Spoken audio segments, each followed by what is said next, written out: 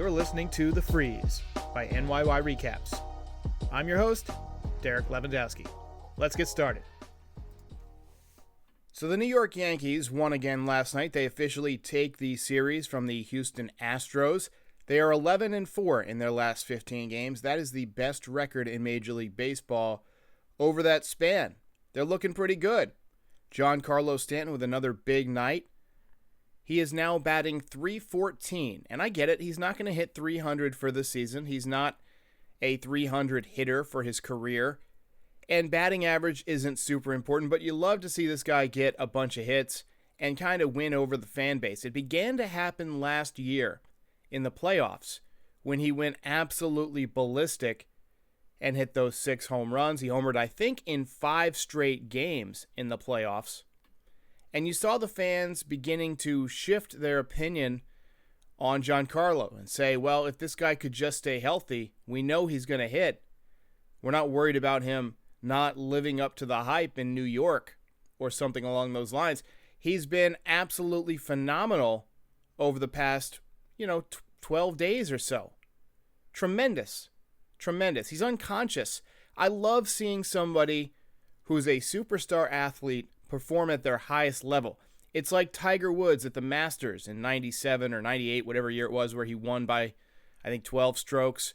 Or Michael Jordan in the finals when he decided he was going to take over. Giancarlo Stanton said, hop on my back, guys. I'm going to lead you for a while. And he's carrying the load. For the offense, anyway. The pitching has been fantastic. Top to bottom, this pitching staff has been overperforming expectations. Garrett Cole is having a Cy Young type season. And then Corey Kluber has really turned it around. He's looked like the old Kluber minus a little bit on his fastball the last couple of days. Jameson Taillon rebuilt his mechanics, so his numbers aren't what you'd expect, but we've seen some good things. We've seen typically 3 to 4 good innings out of Jameson Taillon. Jordan Montgomery, he's been incredibly solid. He's not a dominant pitcher. He's an Andy Pettitte type of pitcher. Probably going to have an ERA, around 4 this season. And he was, typical last night. 6 innings, 3 earned runs. That's a quality start. That's a 4.5 ERA, and I think his ERA on the season's about 4.41 right now. But as the president of Gumby Nation, I approve of the way he pitched last night. And then you've got the bullpen. Oh, wait, let's not forget Domingo Germán. He was solid in Game 1 of this series. He was really good his 2 outings before that, so I'm feeling confident about the rotation. We've got Davy Garcia in AAA working things out. The bullpen has been tremendous. Jonathan Loaizaga has a 0.98 ERA. He's become an elite reliever. His changeup gets an absurd amount of movement, and he still throws 98 miles an hour. We saw him touch 100 a couple of times this year. He's got a good hook. He's staying healthy. You might remember when he first got to the big leagues, he came up as a starter, and the Yankees tried him out as a starter, but he was unable to stay healthy. Now that you've shifted him to the bullpen, you've cleaned up his mechanics a little bit, he's looking much, much better. Chad Green has been unhittable this season. Even Justin Wilson and Darren O'Day, despite O'Day being injured right now, have been really solid. So the Yankees' bullpen has been great. And then Aroldis Chapman. Can we please give some love to Aroldis Chapman? I know not everybody's a fan of him, especially after his domestic violence issues, which I know turned some fans away permanently from Aroldis Chapman. And I don't blame him. But he's been unconscious as well this season, unscored upon. And last night against a pretty good lineup, he just cut right through them. I don't know if Aroldis Chapman is going to allow a run in the next couple of months. He might have one of those Eric Gagne kind of streaks where you get 30 or 40 saves in a row. That's the kind of season that Aroldis Chapman is having right now. And last night, Aaron Judge struck out 5 times. Not a good night for Aaron Judge. I don't know how many times he struck out 5 times in his career. Might have been the first time. But he didn't have a clue last night. And he wants to make up for that today. Garrett Cole on the mound. And I like the Yankees' chances at a sweep. The way that Garrett Cole has been pitching, He's got that killer instinct, which is something you need when you're going for the sweep. A lot of times I think teams win the series. How many times have we seen the Yankees win on Friday night, Saturday afternoon, and then kind of mail it in on Sunday? I don't think that's going to happen today. I really don't. I think that Garrett Cole is going to show up and stuff it down the throat of the Houston Astros. I'm talking 12 to 14 strikeouts. You just heard my email go off in the background. I forgot to turn that off. That's a little pet peeve of mine when that happens, so I'm going to go ahead and close that application.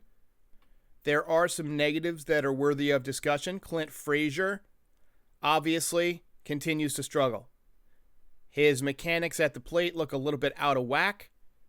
Last year, he was fine with that turned front toe and the kind of pigeon-toed look.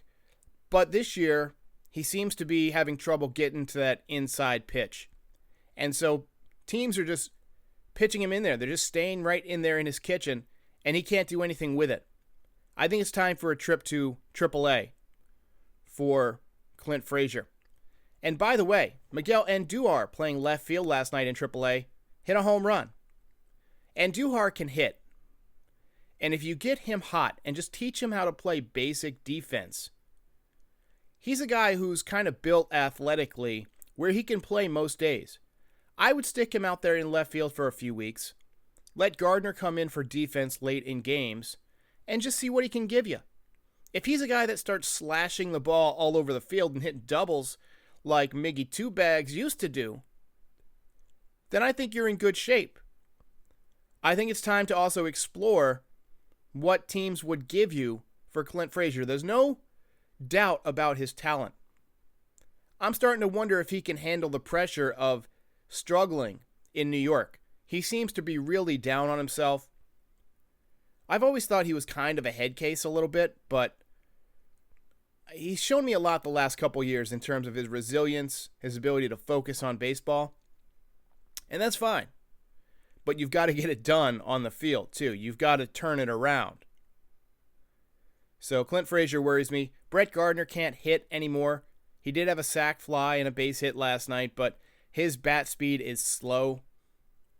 Aaron Hicks looks terrible from the left side of the plate. From the right side of the plate, he doesn't look too bad. But his mechanics are so out of whack, and somebody mentioned it on my stream last night. He's not even drawing walks right now. He looks terrible at the plate. His arm has diminished. There was a blooper behind second base that I thought he should have run down. I expected him to be standing under it. A few years ago, he would have run that down and caught it chest high, maybe belt high.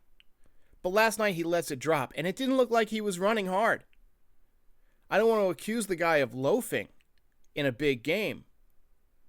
But let's face it, the guy was loafing in a big game. He did pick up a big hit, a key hit to right field, so we have to give credit where credit's due. But he still continues to struggle. He's had a couple of hits over the last few days.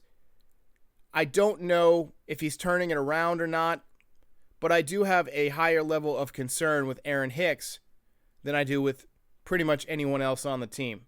Aaron Hicks and Clint Frazier are my big concerns right now. The pitching, I think, for once, is good. The offense, I think, is coming around. You're going to get more out of Judge. You're going to get this every once in a while from Stanton, where he's going to go on these hot streaks, and then he's going to cool off for a while. He's going to cool off for a couple of weeks, probably. Fans are going to start booing him. You hope that he cools off on the road at some point and stays hot in Yankee Stadium. And by the way, I can't wait for Yankee Stadium to be packed again this July. It's just going to make such a difference. We heard the energy last night when Altuve struck out. The fans just went berserk, and it was so loud. I miss that. I know most Yankees fans miss that, and I can't wait to hear it on a regular basis. Rougned Odor is on the injured list with a sprained knee. No word on how long he'll be out, but that probably buys Tyler Wade a little bit of extra time in the major leagues. Maybe not Mike Ford, because Luke Voit is going to come back in a few days, and you have to make a roster decision who goes down. Luke Voit also hit a home run last night in AAA. Second straight really good night for him. And it looks like he's going to be back in the Yankees lineup at some point during this road trip, which I am ecstatic about. Because even if he's not hitting home runs, he's a guy who takes pitches, who works the count. He'll pick up a base hit. He'll pick up a sac fly. He doesn't swing and miss that much. He's so strong that he doesn't need to swing from the heels. He knows that if he just barrels it up, he can hit the ball out of any ballpark in the major leagues. Let's not forget, this guy led the major leagues in home runs last year. Luke Voit is a monster. He's a monster, and the Yankees have been without him. But yet, they're still 16-14. 2 games above 500, just a game and a half behind the Red Sox for first place in the American League East, and heating up, and well on their way to turning this thing around.